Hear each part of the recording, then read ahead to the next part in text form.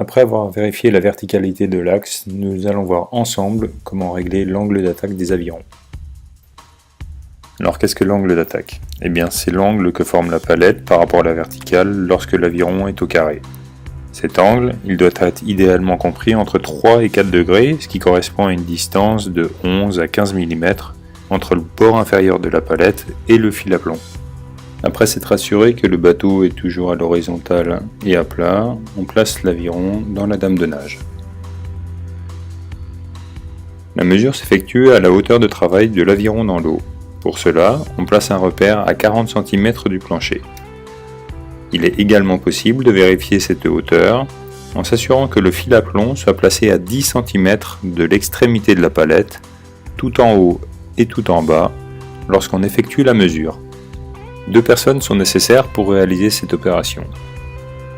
La première tient l'aviron bien calé dans la dame de nage en exerçant une pression suffisante pour que l'aviron ne bouge pas.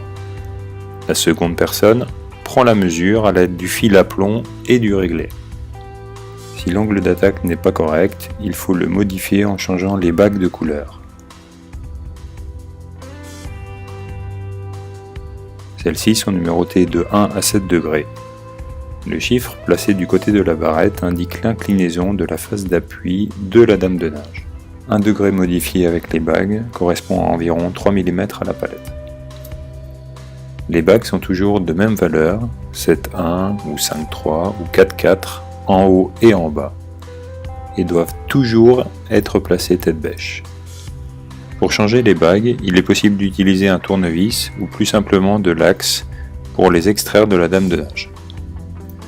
Une fois les bagues modifiées, la vérification avec le réglet et le fil à plomb est nécessaire pour être sûr d'obtenir une valeur entre 12 et 15 mm.